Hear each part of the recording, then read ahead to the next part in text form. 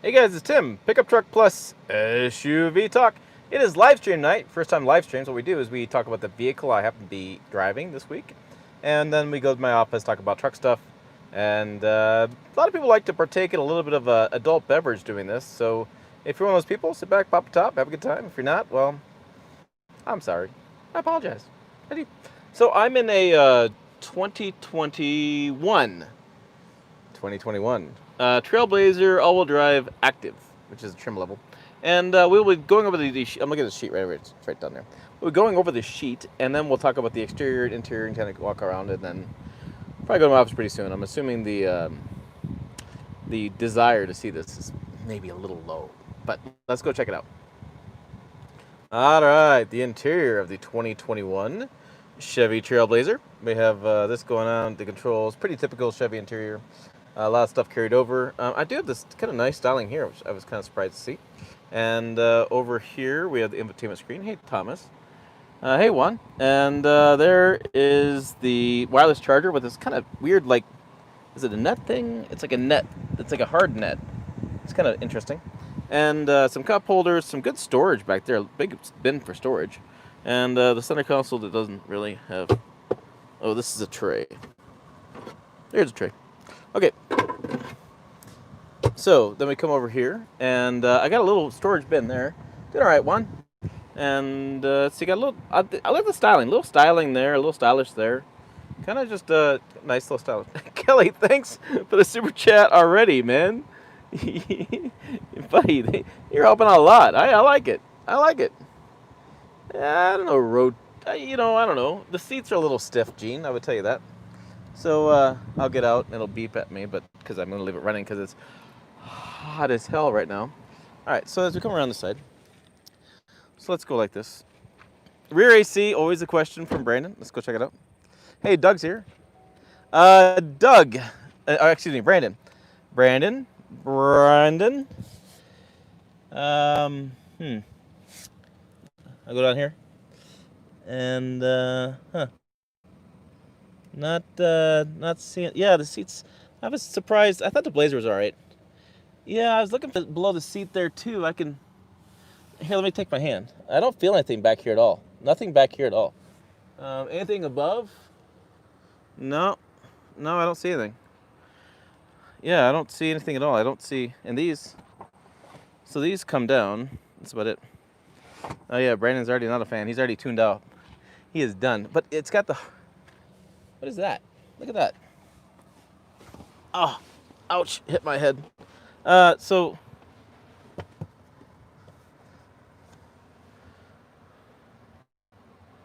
that's weird.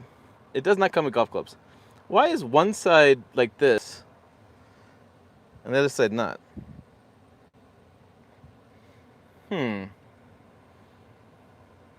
That thing folds flat like this folds flat? All right, I'm gonna go around and check it out. No, it's not like your 2002. Passenger seat full. Okay, I'm going around. Yes, golf clubs extra. Let's come around the back side. You can see that we'll do the interior storage. Aha! My golf club's back there as usual. It kind of fits across all right. Kind of dinged up a little bit trying to get them in though. I'm not really happy with doing that, but yeah, there's the back, the storage. Okay, so oh, I really wish a button there. Active. All right, let's go check this out. You said that this seat folds flat. Let me move my sticker. Oh, look at that. Those guys are right.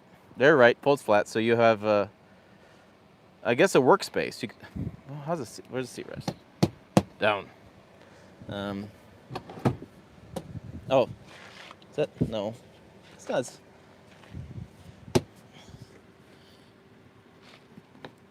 There. Goodness gracious. All right, that is, so I got it flat now. It was stuck, but so you could have like a workspace maybe? Maybe a laptop there?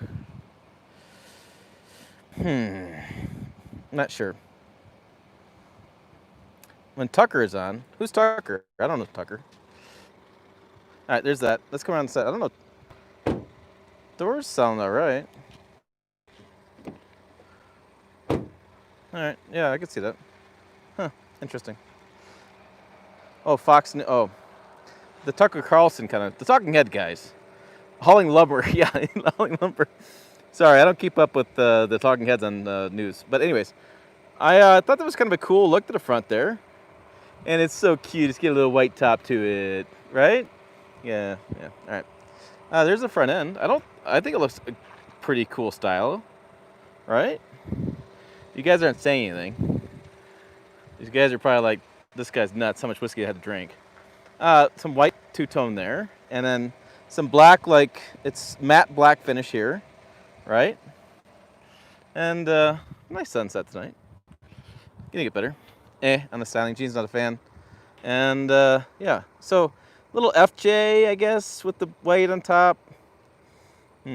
Yeah, no rust down low. That's a good point. Do I have dual exhaust? I have chrome tip dual exhaust, guys. And what are these wheels? Jesus, they look so tiny. Blazer had 21s. I don't know. I don't even see it. Are they 18s, 15s, 22. There it is. 17s. You guys can see it more than I can. All-wheel drive. Okay, let's go over the sticker. It's sticker time, and it's almost guess that price time. So let me move this and cover that up. So we have a 2021 Trailblazer all-wheel drive active. Zeus bronze metallic exterior, jet black interior, Ecotech 1.3 turbo, 9-speed automatic transmission. There's the warranty stuff. Gosh, the errors. Blow a sticker around. All right, turn it off for a second. Control start stop, brakes, front rear electric brakes.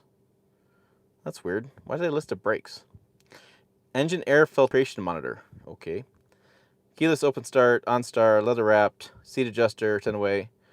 Seat adjuster with the passenger, power windows, seat trim, armrest center. 17-inch wheels, tail lamps, front LED and LED tail lamps, and safety kind of stuff. It's 30 city, 26 or 30 highways, 26 city, 28 combined, which is pretty good. Drew Carey's taking his time here. Thank you very much. Base price is going to be $26,900. Oh, it's got a IntelliBeam auto high beams. That's cool. Technology package $1,720. That's all the wireless Apple CarPlay, adaptive cruise control, that kind of stuff. We have a Bose premium speaker system, $620. Air conditioning is an upgrade. Weird. For the convenience package. Driver confidence is $345. Total options is $2,685 for a total retail price of $30,580 with a $995 destination fee, which is kind of crazy because it's built in Korea and engine is Mexico and transmission Mexico. So yeah, under 30,000, probably with discounts, and 30 mile per gallon highway. So not bad. So let's go park it. All right. Yeah, I don't know what the heck with that AC. Like it's got to be something else. Like air conditioning, single zone automatic. Maybe it's zone air automatic. Zone air conditioning is not standard. I don't know. Yeah, it's like 28. This is all the bells and whistles in this one. There's the suspension. Standard is probably a manual. I don't know what the standard is. I was going to look at that up, and I ran out of question time. Question: Who would buy this? Young family, young adult. This is definitely that kind of person. Okay, nice parked. Hey Kelly, what's up? Let's go inside. No manual option. Yeah, I'd imagine it'd be all. Yeah, that's what you have. All right, let's go inside. I'm getting hot. Let's see. Tim would not buy this. Kelly. Look in the rear seat. Dumbasses. Don't leave your kids back there. Okay, let's go inside. Because I have something else for you guys to talk about tonight. There's that. I read wave hi at Swede. Hi, Swede. Someday Swede will have a garage. No garage update. I know. I don't, it's like, I don't have, I'm waiting. The funding's coming. It's just it's going to be a while. I've been trying to figure out, like, what to do, and I think I got a plan, but it's still $12,000. This old truck, yeah, definitely this old truck. Well, I've been playing golf. I didn't look underneath the hood. Gosh, darn it. Eric's right. Eric's right. Let's go back, look underneath the hood. No, it's not GM's answer to the Wrangler and that kind of stuff. It's GM's compact SUV. I do have an update to the Tundra transmission overheating. Yes, we're playing Where's the Dipstick. I'm walking this way. I'm walking back. This is what I did this spring. Look at that. That's pretty cool. Let's see. Yeah, it's Jeep Compass. That makes more sense. No, I'm growing rocks. Okay, let's see how many squirrels are underneath the hood. Where's that? There it is. Holy cow, that's heavy. All right, I'm gonna hold it up with one hand. It is heavy. I'm working on it. I gotta buy a garage first.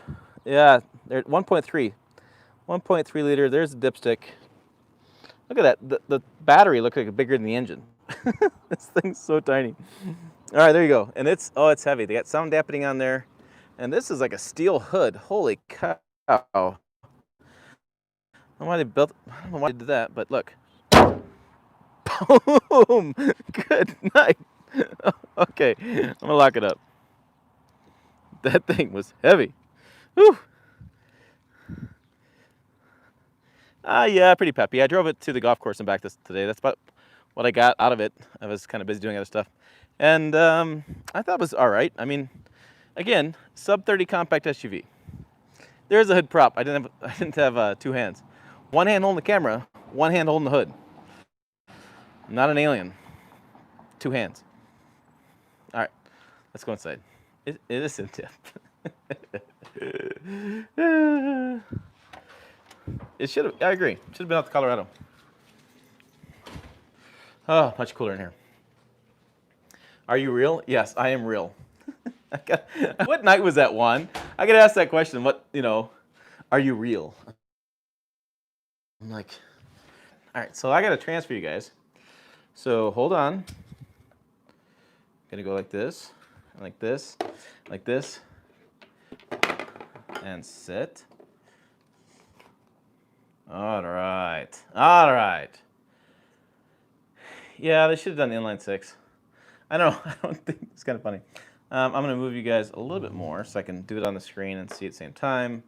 I gotta get the window open over here. Oh, there's my email. Ooh, I got a confirmation on something.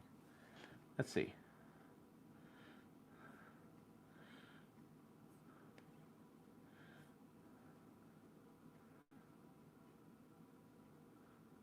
Huh. All right. More details. New videos coming on the transmission oil cooler situation. I'm getting details. Getting lots of details. I know, I'm kind of upset I didn't get the Tahoe. I was watching some of the TFL stuff, and I was like, damn it. I wanted to drive that, and didn't get it. So where am I, and how do I find myself? All right, so it takes me a minute, but while I'm doing this, I have something special for you guys. And eagle eyes of you people may have seen it when I walked in the door. It's behind my head. Does anybody know what it is? It's behind my head.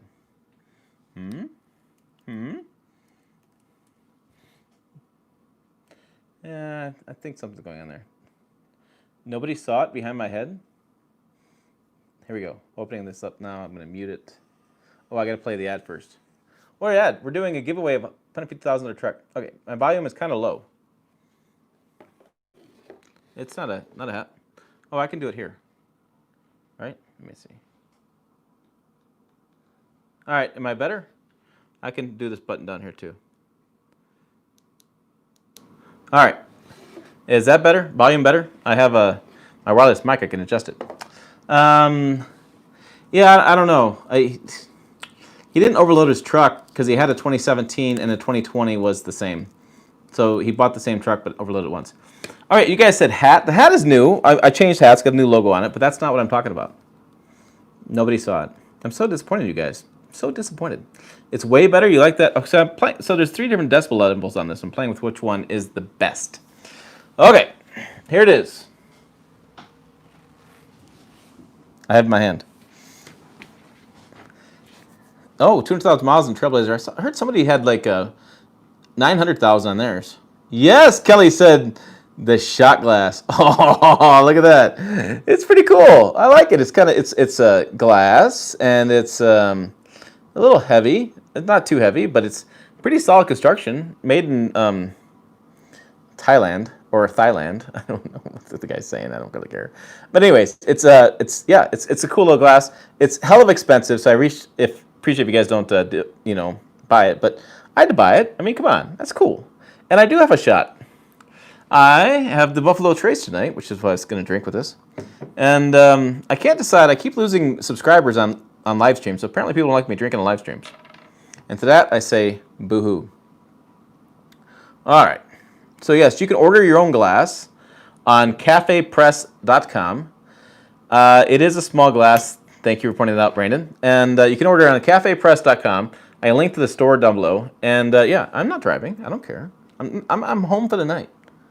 Oh, Gene bought a sticker. You bought a sticker. Cool.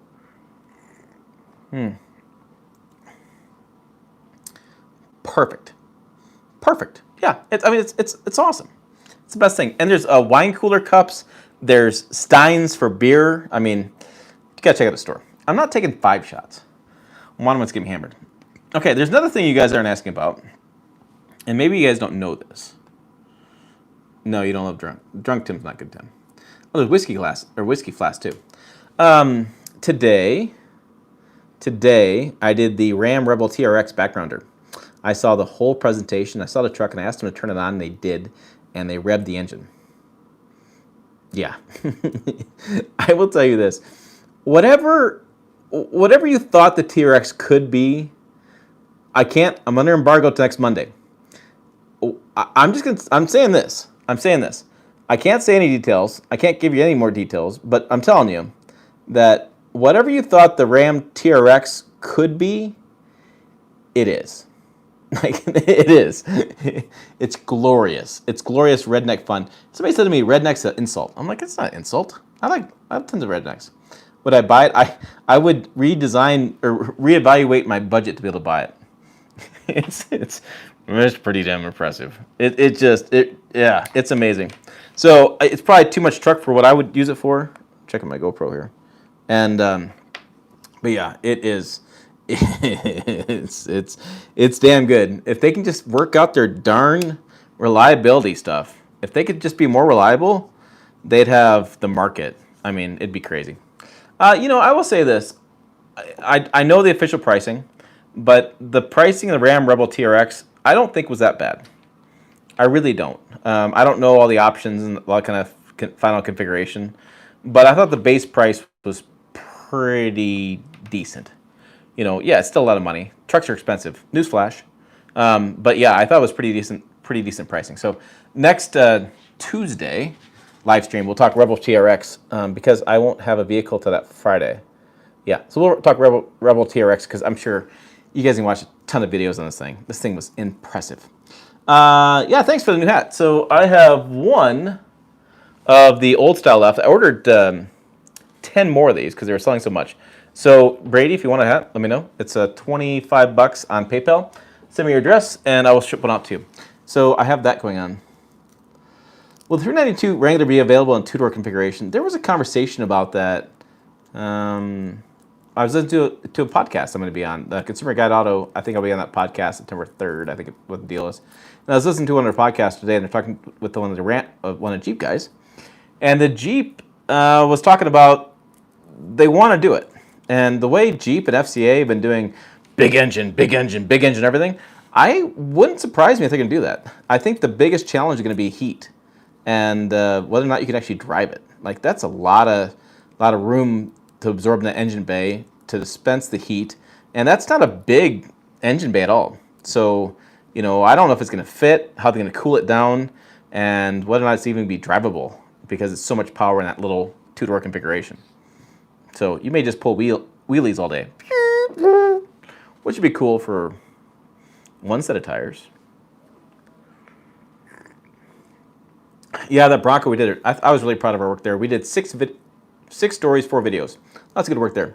2019 Ram 15 had 19 recalls. You know, I don't care about recalls anymore. Maybe I'm a bad journalist, but ever since GM started their little recall thing after the ignition switch, they were recalling like 5 trucks at a time because a bolt wasn't tightened down exactly to the pounds per square feet or something like that. It just recalls just got annoying after a while. Like I don't even care.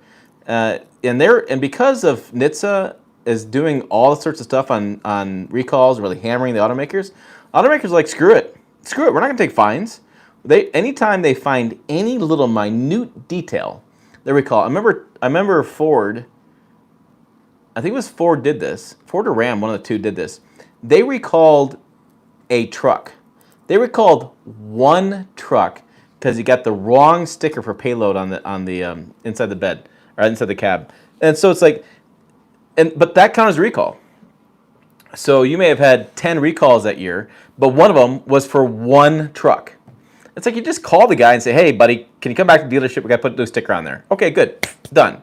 But that's how silly recalls have gotten. So I think when people come at me and they say, well, it's a piece of junk because it got recalled, I can't buy it anymore. It just doesn't hold water. I mean, maybe it used to be the argument was there, but it doesn't hold water anymore because it. And then sometimes it's like the Takata airbag recall. Everybody recalled Takata airbags. Everybody recalled the airbags because Takata was the only one making airbags.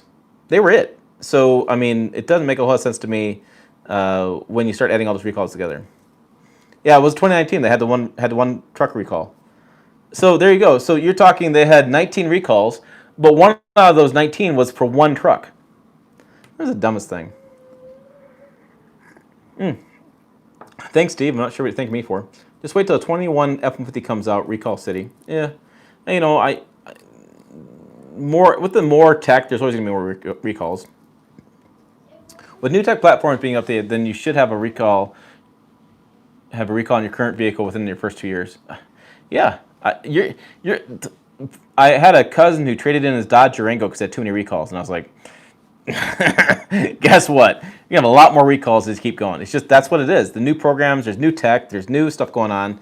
These trucks are harder to build offline without problems. They're just so complex. They really are. And then they're going to do over-the-air updates, which I think will be good because over-the-air updates can cut down on recalls, I think. All right.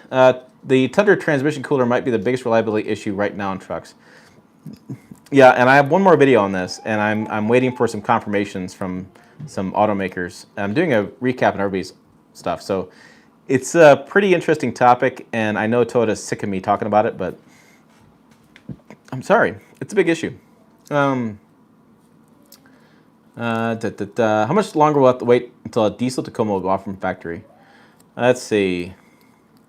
Either the cow jumps over the moon or hell freezes over. I think that's kind of your odds at the moment. I mean, when one of those two things happens, you'll see a diesel Tacoma. You know, so I guess I should explain. The reality is this, is that I hate touting this all the time, but I was in Japan, and I was talking to Toyota over there in Japan, and they really have a lot of concerns with environmental impact. And diesel globally hasn't been performing very well from an economic or environmentally impact situation. And so when they start talking about environmental impact as a corporation, that's something that they really believe in, and they build it in everything. And so you're going to see as we move forward that they're just not going to build diesels. Toyota's talked about that in Europe. They've cut down diesel production. And besides Hino with the medium duty truck stuff, I just don't see it coming. Now, I do see, and sad to say, I grow more and more convinced every day that the 5.7 liter V8 is dead. I grow more and more convinced because I'm just not hearing any reports anywhere. There was a report that came out, this week, I think, from a news magazine in Japan saying it was dead. And so I'm seeing more and more twin turbos with hybrids, which is just going to be tough because I know the chief engineer hauls a trailer, he hauls horses, he hauls all sorts of stuff. And I know some guys like the EcoBoost towing experience, other guys like the big V8. I mean, I'm a big V8 guy. I just talked my friend into buying the Silverado Trail Boss 6.2 liter V8 over the 5.3. So I mean, clearly, I'm in that camp, but that's just not the future. The writing's on the wall. I can see it, and it's going to be turbos everywhere. It's going to V6 electric, sure. It's a V6 with a hybrid. I think they could do the same. They could pull like the Lexus hybrid using SUVs and put it in there, and I think that's what's going to happen. I remember Mike Spears telling me that he was like, he goes, I'm in charge of the bad boys, as they call them, the V8s. That's what he's in charge of because he's the only one that, only engineer that's in charge of that. So I think it's just going to go down. I think it's going to go down. And I'm with Brandon. Brandon wants to know, do you think the next gen Tundra will be a flop like Titan? And I want to say yes. As much as Ford touts the EcoBoost and how much they think the EcoBoost is what everybody wants, I mean, there's a whole nother market that FCA is proving with Jeep and with Ram that people don't always want that stuff. And so I don't know. I think it's gonna tank. I just don't see it, and I don't know how competitive they're gonna be with dropping the V8. No V8 in a full size truck. Are you ready for that? I'm not. I have a V8 in my 62. I mean, I'm just not ready for it. Must be a Fiat fan. I must be a Fiat fan. Oh, I don't know. I think Fiat. I hate Fiat. They're the one manufacturer I've specifically told no, I won't take loans of Fiats. That Fiat 500, whatever the thing is, I rode in it once and I said nope, and they were like, really? I'm like, nope. I'm like, nope. I feel like making a cup of coffee back there, not driving a vehicle. No, that's the one I don't take. I literally told Fiat no, I don't want it, and they were upset, but I don't know. Not interested. And sometimes I do that. Sometimes there's vehicles I just don't want to do. Australia must be the only country where you can get a diesel-powered Toyotas. I don't know for sure, but I think that it's getting to that point. And I think you'll see Australia making changes too. Do you think FCA will make a full-size SUV based off the Ram? Yes. Yeah, I wrote a story, and it's a Jeep Grand Wagoneer story that talks about when the Wagoneer's coming out, when the Grand Wagoneer's coming out, and when there's another one, Grand Cherokee. Grand Cherokee's coming out. And Jeep has an undisclosed 3-row SUV, full size, that they had not seen the name of. It's supposed to come out before all those. It's on pickuptrucktalk.com. And maybe I can find it for you guys. But anyways, I think that Ram's going to do something. I think Ram's going to do a 3-row. I've talked to FCA about it a few times. I've talked to their PR team, and they are sick and freaking tired of listening to Tahoe, Yukon, Suburban, and not being in that group. And so I think there's something they're working on. Just call it a hunch, but I just feel like that's something to do, and it seems like Ram could do that, or they may do it as a Jeep. They may be a Jeep thing. So yeah, here it is. I think there'll be a Ram, but it could be Jeep testing the waters first, because Jeep has facility now. So they're building that new plant in Michigan, in Detroit. I don't remember the street address, but they're building a new plant there, and that plant's going to build the new 3-row from Jeep, and that's going to take some of the strain off of the Ram 1500 production, I believe, is what I remember it was going to be. And so, yeah, you could see, the Grand Wagoneer might be Ram-based. So I don't know if they're going to call it a Jeep. They're going to call it a Ram. I don't know what they're going to do, but they'll have a new 3-row full-size SUV. They're going to compete with the Suburban. That's what they're going for. So it's going to be interesting. Let me go back to the comments. It's coming. Yeah. Toyota's working hard on rear disc brakes for the Tacoma right now. I'd imagine so. I was involved in the conversations with Mike Swears and people who's taking a bunch of crap about it, and so I thought it was pretty interesting. Oh, you're not talking about me. Sorry. Sorry. Clyde says he's not talking about me. Okay. Well, I'm honest. I don't take Fiats. Sorry. I sometimes read into these comments, but I mean, I remember him defending it, and it's interesting, the drum brake versus disc brakes. So Swede's got a drum brakes. they're not that hard to change, and I had no problems braking with him. I mean, now he doesn't have power brakes, and that makes it a whole different experience. I mean, if I'm going to stop like down the road, I got to plan for it here and start slowing down.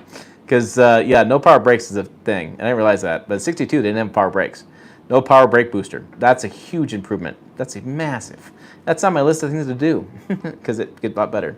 Yeah, so I don't know. I mean, I understand people giving grief about that because it seems like it's antiquated ways. And I would think that he'd come back with some disc brakes. I don't think it's that big of an expense difference. I think it's just bean counter crap. Brandon, EcoBoost does well because there's Ford name next to it. And they have advertised the hell out of that. Should always be a V8 option. I agree, Gene. I hate that there's less choices rear axle gears and full-size trucks now. Try getting 410 gears new Tahoe Suburban. Oh, Henry says. Yeah, it's interesting. I remember I was talking with some of the engineers for the Chevy heavy duties. The Silverado we were driving, the new Duramax, the LBZ. They replaced the LML. I may be close on that. Their terminology was a little weird to me. But anyways, when we were driving that, and they were talking about they had 373 or 343 rear end in that. And I asked them why I don't need 410. They said, you know, the benefits for the 410 just aren't there in their testing. Like you expend a little more fuel, but they didn't really get more low end torque out of it. And they just thought, well, why do we even need it? And so that was their point of view, was 410 is just kind of just not in the picture right now. LBZ was, oh shoot, LML, LBZ, LB, damn it, I thought it was close. Clyde, I'm drinking a Jack for you, Tim. Hey, I like Jack. Hey, Fiat, try Stelliantis for what ails you. Yeah, Stelliantis is so a drug. That's crazy. So the emitting rear drums are inferior. Yeah, Fiats are the worst. 10 people in the Ram group are having problems with this 69 RFE transmission on a 2500 fail or blow up. Really? Huh. I'll have to check that out. Brian, no more 4.6, no more 5.7 in 2022. We put a transmission cooler in the new model. I don't think that's coming either. Do you see FCA getting rid of the 5.7 Hemi? That's been a conversation for a long time in some groups. And the conversation has been that the Hemi name's been out so long that you need something new. And so I can see that. But, you know, it's really funny. Like, GM's going, our future is electric, and they're focusing on electric stuff, and Ford's like, we're doing a hybrid in a truck, and we're going to make electric truck eventually, and Toyota's like, we're not going to have the V8s anymore, and Ram and FCA is like, Hellcat, Hellcat, Hellcat, right? And so it's really interesting marketplace. Ram's putting every 5.7 liter and 6.2 liter supercharged in everything. Like, if you can't buy a Hellcat version of the product, something messed up in marketing. And so you have this really weird place going on. And what's always weird about it is FCA's always, not historically, they've always paid fines to the EPA for not meeting the CAFE requirements. And frankly, they don't care. They've never built an EV vehicle. They have no, really, until the Ram came out, they had no hybrids, and they just didn't do anything. They just didn't care about that stuff. And so, you know, from a consumer standpoint, you have some really good choices. You have really environmentally friendly Toyota. You have Ram with the big Hemis and the supercharged engines, and you have Ford and GM kind of in the middle here, kind of making a weird kind of play for both parts. And so, from a consumer standpoint, it's freaking awesome. You can get what you want. Yeah, they are talking about the Grand Cherokee being 3 rows. Juan points out. I have heard that, and what's funny about the Grand Cherokee is a girl I went to school with in Michigan is now in charge of that program. And so I have no inside information. I don't hit her up because it's unprofessional for me to do that. But I just find it interesting that she's in charge of that program now. We're working on the program, something like that. So I'm waiting to talk. I'm waiting for the. I was going to wait to travel to go see it, but we'll see what travel's going to be. And I'm a little frustrated. Ford's doing a first drive program for the Bronco, and that was a little frustrating to hear that. I thought they were going to not do that, and so I'm going to drink my troubles away. And Duggo joined in. Duggo, if you haven't seen it, my shot glass arrived. Yep. Henry says I've already converted my Colorado to rear disc brakes. Major improvements over drums. Yeah, I think people can see that. Expedition. Oh, that's what Kelly said. Sorry, Kelly, I missed. Oh yeah, that's right. I have to put in Expedition here because Tahoe does compete with Expedition. I just ran a video on that and nobody watched. FCA is paying millions to Tesla each quarter in regulatory credits because they're not meeting emission standards. How long can you keep that up? That's how Tesla makes money. Oh, you did watch the Expedition. You watched one of the 800 people that did. Yeah, that's one of the jokes is that Tesla's not making money on cars; they're making money on selling credits. And with the emissions credits starting to cycle out because they're hitting their maximum allowable credits, there's a lot of questions about whether Tesla stays in business because they're going to run out of credits to sell. And the government, through the EPA recently, did not extend the credit program or expand it in any way. So companies like GM and Tesla will hit the ceiling on how many credits they can give out, how many credits they can sell. So yeah, it's interesting. Juan, Autoblog is saying Ford is working on a transit pickup called the Maverick. Yeah, I've reported on one on this channel. Rampage. Tacoma losing transmission cooler might be a big problem too. Yes. Yeah, there was, so apparently, I read that same comment, Brandon, and I don't know, I need to do follow up on that because I'm not sure that's what happened. L5P, God darn it, I knew, tip my tongue, L5P. That's the Duramax they're on right now. So it's LBZ, LML, L5P. Brandon Toda claims transmission on the Tacos and Tundra. Timmy Boy, Dougie is here. Dougito have resorted to Jameson. Nice. Toyota does dumb stuff sometimes just to do. I wonder. Brandon, I wonder if customers equate the Hemi name to unreliable since it's been out so long. I don't know. I don't know that people equate. I will say this. I think that Ram's powertrain is pretty good.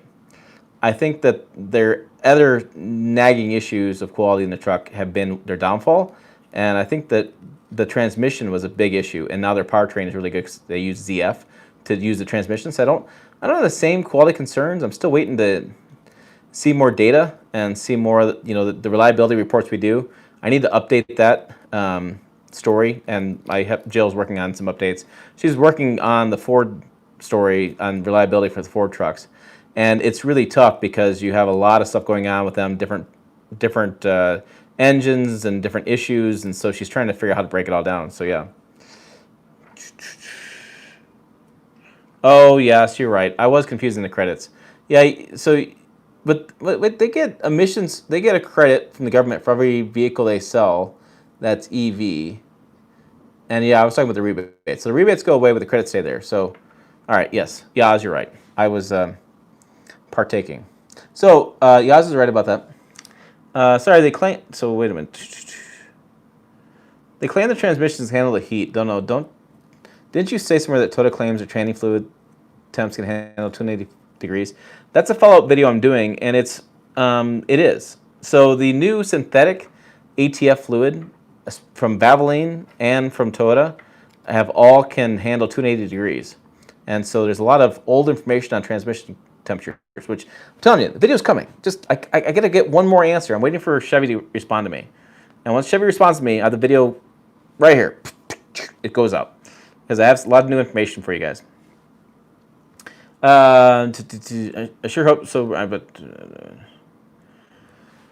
Oh yeah, so Brian says he bought the 2019 Crew Max tow package that does not include the transmission cooler. There is, again, I have this in the video. I have 1,000 words written up on the website, ready to hit publish. And so you can add an aftermarket cooler on there. You can actually order from Toyota. And it seems like it's a fairly straightforward install. DirtE30 is the username here on YouTube, and he has a video on it. And I was watching that. He sent me like all his videos. I was watching that video. And it seems like it's a pretty straightforward installation to add a transmission cooler. And he dropped about 15, 20 degrees riding around empty with that transmission cooler going in. It does void the warranty, but it saves your transmission. It's kind of interesting. Yeah, FCA would keep paying the fines as long as it's more profitable in building an EV, Brandon says, and that's absolutely right. So pay the fines, build a big engine. Get the consumers what they want. That's what I figured.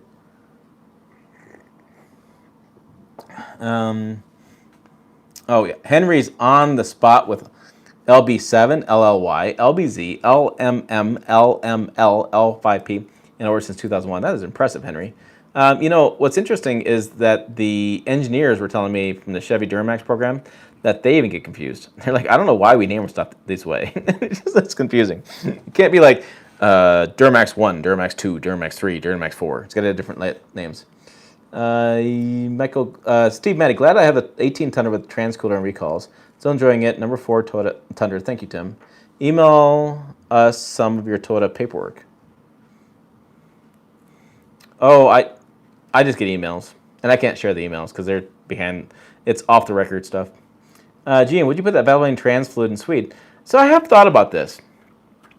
So I have a transmission cooler radiator. I have the radiator from the junkyard, and the guy just gave it to me because he's got tons of them stacked up. And my plan is to switch Swede from a manual to an automatic. I know, settle down on the booze. I know you're not going to unfriend me now. But the fact of the matter is, my left knee doesn't work so well anymore, and I want to have an automatic, and I want to drive around and just cruise. It's 15 shifts from my house to the golf course, and the golf course is half a mile away. It gets annoying. It just does. And so I want to do an automatic in the truck. And so I thought about this the other day, or I think about today, and I thought, if I put the Valvoline ATF in there, right? And so that's good to 280 degrees. Do I need to use the cooler? Because I'm not towing anything with Swede. Because if you've ever towed with a 62, and I have a flatbed of rocks, it's not something you want to do again. Like it's a nervy situation. Excuse me. So I'm not going to tow very much with him, and so I'm not really worried about transmissions temperatures getting up too high. And I'm like, I don't know that I'm going to do a transmission cooler. I don't really have a desire. The most I drive them is 30, 40 miles. And so I don't know that's going to problem with the transmission fluid. And so I'm thinking that it's going to be, maybe just do full and synthetic and just go with it. Because 280 degrees, that'd be a hot day. And I'd be towing a lot to try to get that 280 degrees. There's no way in hell he's going to get that hot. I don't think. Maybe get it, and it'll cost me a transmission. But I don't think it's going to be that big of a deal. Voiding warranty. I need to remember that too. Make a note of that. I need to add that to my story to make sure, because that's a good point, and that's what's good with you guys being on this live stream in different places, that you guys point out things to me that I may not think about. I give you things that you don't think about, and you give me things I don't think about. Go team. That's good. What we want. Is it worth it to put on after the warranty expires? Yeah, I don't know. I don't know. It's a very interesting question right now, and like I said, let me do the video tomorrow, and you guys need to be more ire. I'm going with the word ire because it's pretty interesting. Yeah, honestly, it's better to blow the transmission, let Toyota be responsible for replacement. That is probably true. Dougio, do you have any data on truck inventories available for sale? I saw something on the news today about truck prices going up fast. I haven't received any data on the total inventory nationwide. I do know every time the truck makers try to build more stuff, they get more COVID cases. So they had, 23 cases in Kentucky at that Ford plant? And it's like, that's a lot in just a plant like that. And, people might die at that plant because of that. So, but they need to build more. So I don't know. It's going to be interesting. The only thing I hear is from dealers, and dealers want more trucks. Although the dealer here, Ford dealer here in town, a Ram dealer, have plenty of trucks, so I'm not sure what the disconnect there is. On used trucks, there's a lot of conversation about the used truck market blowing up and getting a lot more competitive. I could see that. Tim, do you know if the OEM trans fluid that comes in the Toyota WS transmission fluid is full synthetic? Yes, it is full synthetic. I know that. I don't know when that changed over, but I know in my conversations with my sources that it is a full synthetic, that they're not using conventional synthetic anymore. And I don't know that many brands are using conventional anymore, because the whole thing was about steel transmissions, and that was because of synthetic. In my opinion, it was because of full synthetic fluid being in those sealed transmissions. So I know it's full synthetic these days in the new vehicles. I don't know when that changed over. I don't have that data, but I know they're running synthetic. And that Valvoline Max Life has been out for a while. So I would kind of, whenever Valvoline came out with that, I'm sure they shopped around to the different OEMs and try to sell it to them, because then they, big sale right there. So I would kind of go look back and see when that came out, and then kind of make a judgment back then. But I would guess that, when they took off the transmission cooler was due to going full synthetic. I think those things are connected for sure. Henry, if y'all are worried about engine trans temps, you'd invest in a larger aluminum radiator, ditch a mechanical fan for an E-fan setup, hook up an auxiliary trans cooler with its own fan, and swap new fluids in. Yeah. If that's really, you're worried about that. Tried living in Utah, pulling 7,000, 8,000 up the Rocky Mountains. It's going to be hot. Yeah. If I lived in Utah and I was pulling that with Swede, yeah, I'd make transmission cooler all day long, but I'm not. It was just kind of interesting. It's kind of interesting how I learned that doing that story, and I can go to the junkyard guy and say, no, I don't need it. And he's going to be like, well, you got to have it. I'm like, no, you don't understand. Like, I know more about it than you do, and that's going to blow your mind. But yeah, I know why they exist. I know why they use them. I know what they use them for. I know all that kind of stuff that I wouldn't have known before. And the thing that's interesting is they're mostly on the maximum towing packages comes the transmission cooler. So if you don't buy a maximum towing package, you really don't have that concern. Tim, when did the order books drop for the 2021 Ram heavy duty trucks? Ford Super Duty already came out. I have a bunch of information on the Ram heavy duties. The embargo date is September 3rd. Yeah, so the new information on the Ram 1500 and 2500 and 3500 on September 3rd, which means that once that embargo date passes, I'd imagine the order books would open up the following day. It's kind of how they do things. So like the Ram Rebel TRX gets unveiled on Monday, which they said that order books open the following day to dealers. So it's like the day after. So I'd imagine it'd be sometime that day. Oh, thank you. Nerdtropolis is here. My friend who wants to know about his Hummer EV. So I don't know. You hear stuff, and it's supposed to be this fall, but I haven't heard anything. And it does remind me a lot of your Hummer EV. Now the question for you there, sir, is will you take this new Hummer off-road? Are you going to get it dirty? Because I know this is a sticking point with us. You do not get your Hummer dirty, which is a sin. Absolute sin. Anyways. Nope. Oh, jeez. Hummer's going to be an interesting one. Yeah, it's going to be pickup and SUV. They're going to do both. It looks like a freaking Hummer. It looks like a Hummer from years ago, and from the silhouette outline. They just updated it, and they put an EV powertrain in it. That's kind of what they did. And so, I don't know. I don't know what to think of it. I think it's a sport truck, and like sport trucks used to be, just a bunch of performance, not much towing, not much hauling, just a fun sports truck. My question is going to be, how big of a marketplace is there? You got Rivian, you got Tesla, you got Lordstown, you got Hummer, you got Ford EV, you got all these people competing in this EV, like outdoor adventure space, sport truck kind of stuff for a segment. Globally, EV sales are about 2.8% of the global marketplace. And so if you break down in the US, it's about 1% of the marketplace. We're selling 13, 14 million trucks and vehicles this year. So 1% of that is what? Is that, I'm not great at math tonight, guys. Is that 14,000? Is that 14? I know it's more than 1,400, but I think it's like 14,000. Say it's 140,000, somewhere in that range. And so you have 5 or 6 manufacturers competing for that 1% that hasn't grown at all in the past 4 or 5 years. And so they either would have to really expand that market to blow apart. But when you look at the numbers, I think somebody said to me the other day that 5% of the U.S. population buys new vehicles. So we have 300 million people in the country, and 5% buy new vehicles. The rest of them don't. And so you're competing for this 5% that's broken down even smaller with an EV market. Now it's even broken down even smaller with an EV truck that hasn't been tried before. So billions being spent for this much of the market.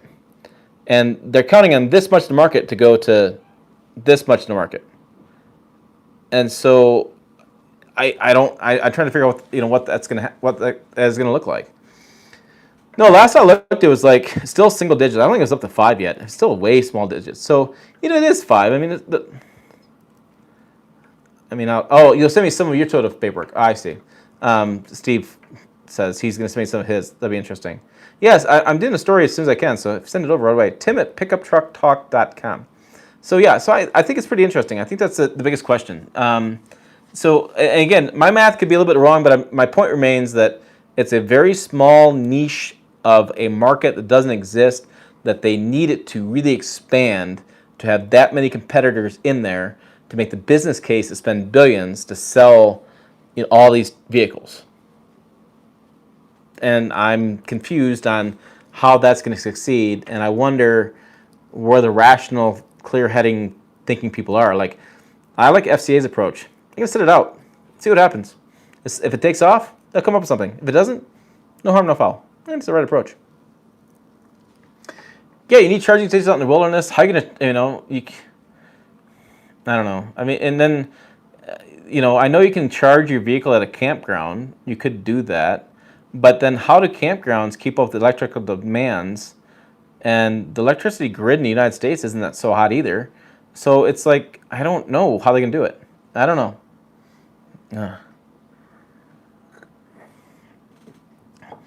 Brandon, the Hummer Lodge might kill off some of the startups. I think some startups have to go down. I mean, it's got to be somewhere it's going to be gone. It's just going to be interesting. Dougio, they expect the market to grow that much. They better start choking it now. Yes, I doubt it will expand that much very quickly, especially the price of new vehicles. But that's what the deal is, right? They're all coming out next year, which is always the case with EV, right? It's always next year. And then we have all these electric SUVs coming out too, like the Lyric thing. I don't know. It's pretty interesting. Yeah. So I don't know where all this market's going to suddenly appear at, because the Audi e-tron that Audi was a big fan of, and it went on to cover all these magazines and such, it didn't sell. It doesn't sell. I keep checking the Audi numbers, and it sells maybe 1,000 units every month. 1,000 vehicles. I'm telling you what, you spend billions to sell 1,000 vehicles a month? Come on. That doesn't make any sense. It's just crazy. Brian says, this just in, 2022 Toyota new 5/8 ton, not quite a 3/4 ton, but definitely an upgrade. Twin turbo 4.3 that runs on 120 octane jet fuel. Bye-bye EcoBoost. It's probably going to be some kind of absurd. Kelly says, Audi has a big European market for the e-tron. Maybe that's where it's at. But in the U.S., which is one of the world's largest, so we're like the second largest auto market behind China, it just doesn't. And yeah, and the e-tron has huge discounts, and they lowered the price again on it. The base level price dropped on that. That's what the news I was seeing. And so I don't know. And I haven't done a lot with, because they can't do it. Tim, they liked your Ram Crew Max. Oh, the truck beds post I shared. Oh, good. Yeah, I know the guy Joey Lewis, who's in charge of CM truck beds. He's just hit me up and stuff. Lyric is late 2022. Yeah, if it even arrives. It's kind of a real question mark. You coming to Texas to film when I get my Cybertruck? No, I'm not. I get asked about that damn Cybertruck all the time, and people are like, somebody said to me that, aren't you going to fly to Texas and do a tour of the museum? I'm like, or the museum. I'm going to call it museum because that factory's going. No. No, you can't ban him. No banning Nerdropolis. No, I have no interest. I have no interest in that vehicle at all. Like, I have zero. And people are like, they're mystified by this. Like, I should be a big Tesla fan. I think it's dumb. I thought the Model Y or Z or Q, whatever the hell that SUV was, with those gull-wing doors in the second row, that was stupid. That was absolutely stupid. You can't use those things. You can't park in a parking lot and have your gull-wing doors come up. Yeah, I just thought that was just absolutely dumb. And it's like this whole science project. Like, how far can I drive with this? And how much can I tow with this? And it's like, I don't know. I just think it's dumb. The only thing EVs are selling well are Teslas. Yeah, sure. So, but again, Tesla makes like, what do they make? Like 30 or 60,000 vehicles in the last quarter. So, I mean, my goodness, that's not very much at all. They're a small, very, very small automaker that gets way more press than they deserve, in my opinion. Tim, viewership is dropping like a rock with a Cybertruck talk. I know, people are mad at me. Oh no, it raised again. People are mad at me over Cybertruck. Like I'm a truck guy. Like why would I be excited about that? That makes no sense. I bet you'll be interested in Cybertruck when you realize how many views you'll get when you cover it. No. No. Another guy said it to me too, and I'm like, I'm not gonna whore out for clicks. I'm not not interested. You know, I'm not gonna cover something I'm not passionate about just get more clicks. That's not right. That's just dumb. I would buy it and make fun of it. That's what I would do. Totally make fun of it. I threw rocks at it. EV towing will only be practical in long industrial estates, not cross-country long hauling. I've seen people actually post stories on towing with that SUV from Tesla, and the way they describe it, it's like it's some miracle. It's like I was able to do it, and it wasn't so bad. I just had to drive here and charge up for a few hours, and drive there and charge up for a few hours, and do this and do that. And another guy says, I won't drive more than 6 hours. It doesn't make any sense to me at all, and I just got to stop. And I'm like, guys, if I'm hauling the camper cross country, it's foot down, getting there, going. It's not like, oh, I got to sit and charge for a couple hours, and I'm okay with that. I'm going to take my time and relax as I voyage across the country. What in the hell are you talking about?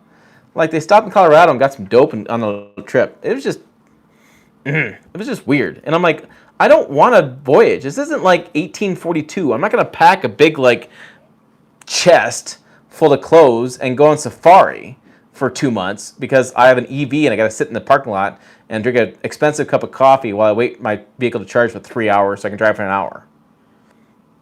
No, not doing it.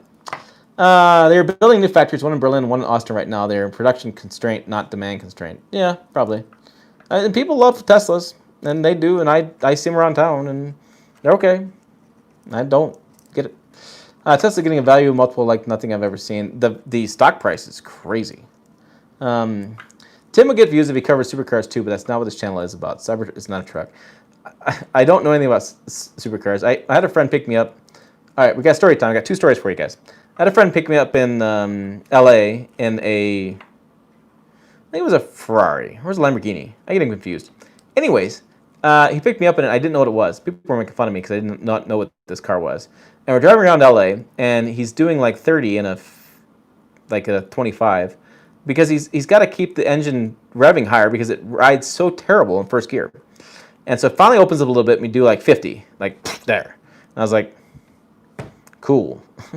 We just drove around like crap for a while because you couldn't drive at 25 because that's the supercars are terrible at 25. So I finally got the 50, and then we wanted to stop and have dinner, but we couldn't find a place to park because the wing on the fascia on the vehicle, I shouldn't say wing, but the fascia dropped down so much for aerodynamics, we couldn't make it into the parking spots, right? So they're all like parking spots open, like open parking, but they were all up off the road, and we couldn't clear the sidewalk because didn't have clearance. So I was like, you want me to get out and pick up the set end of this side of this thing and like lift it up and you can drive forward and we'll get it over top so we can park it? It was terrible. It was absolutely terrible. Nothing about that vehicle was good. And it was just a pile of crap. It was $140,000, $60,000 pile of crap. And I was like, that's my experience with supercars. Didn't know what the hell it was. The other story I'm going to tell you, and yeah, there's some other stuff. Yeah, TFL talked about it. Other people talk about EVs. That came up in this stuff came up in Facebook memory.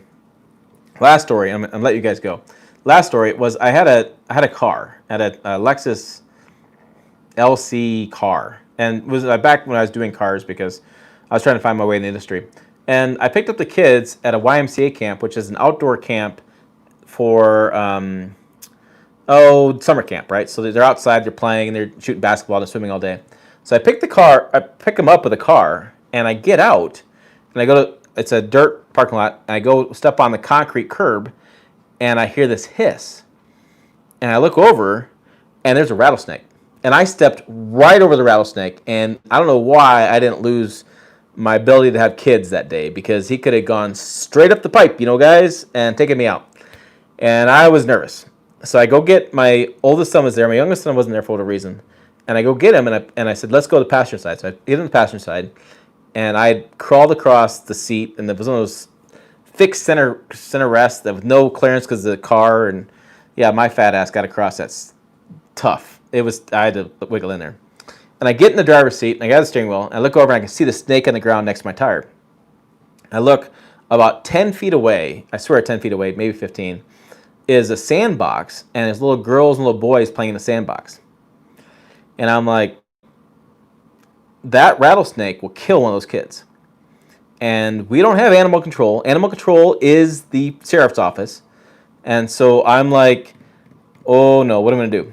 So I take the car, and I reverse up, and I pull forward, and I drive over the snake, and I grab the wheel, and I'm shaking it.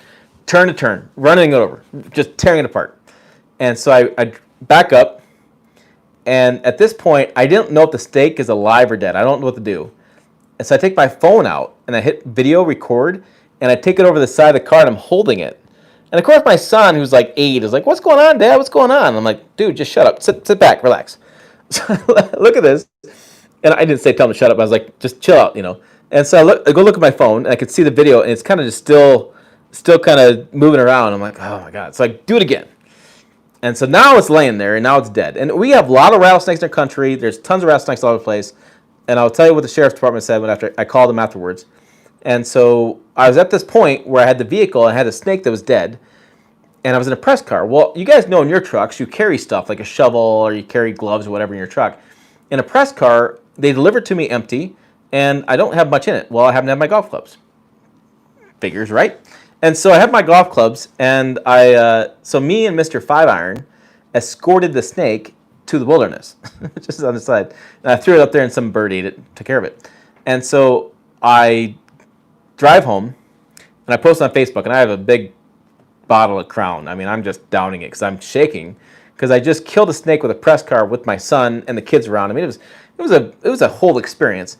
And I get online, people were sending me hate mail, like, you killed a snake and you bastard. And I'm like, dude, all right. So one guy really got after me, and he goes, well, you should call animal control. I was like, there's no animal control, it's state police. And so I called my cousin, we're state police. And I said, hey, what's going on with this kind of rattlesnake I found on the scene? And he goes, shoot it. I was like, what do you mean? He goes, I said, I didn't tell you. I just found it by the. He goes, shoot it. I'm like, really? He goes, yeah, we got enough of those bastards in this county. We're just going to kill the damn thing. And I was like, okay. So I messaged back to the guys like, animal control said they're just going to kill it. So get mad at me whatever you want. But my wife goes to the daycare next morning, dropped the kid off, and the people at the daycare were like, hey, was your husband the guy who killed that snake yesterday? And she's like, yeah, I think he told me about it. And they're like, tell him thank you so much. We had parents after parent coming in and talking about this guy who killed a snake and how great it was, and how the kids were safe. And I was like, I couldn't leave it there. It was a snake. It was going to kill the kids. A rattlesnake will kill kids. So yeah, it came up the other day, and it's just one of those stories. It still like kills me. So I ended up calling the press loan company in Denver and saying, hey, you may want to get this tire checked out. I don't know, the fangs went in the tire. I don't know what's going on. I'm just thinking somebody's going to change this tire, and they're going to go take your hand around to see where the leak is, and going to smack the fangs or something. I thought, oh, that's going to be bad. That's going to be absolutely bad. So yeah, so that was my 2 stories. So there you go. There's the live stream tonight. I will answer any of the questions. Yeah, the rattlesnake handler. I don't know. I still don't like rattlesnakes, and I still carry a shotgun at the farm every once in a while because them bastards are. That's nasty. They will kill you. They will kill people. That's what they do. And so, yeah, that's the live stream. Email me questions, tim@pickuptrucktalk.com. And thanks for subscribing. The channel's doing great. Thanks, guys. And thanks for taking off. Again, I'll have the transmission cooler update story tomorrow, maybe? Depending on Chevy, I'm waiting for them to respond to me, and we will do all that kind of stuff. Information. And I'm going to have some Ford Bronco, Big Miss, Ram Rebel TRX next week, and the Chevy Blazer will be out this weekend. I'm sure you guys are not going to watch as much Ford Expedition was. And yeah, all the kind of good stuff. That's what I got this week. Thanks, guys, for watching. I will see you guys down the road.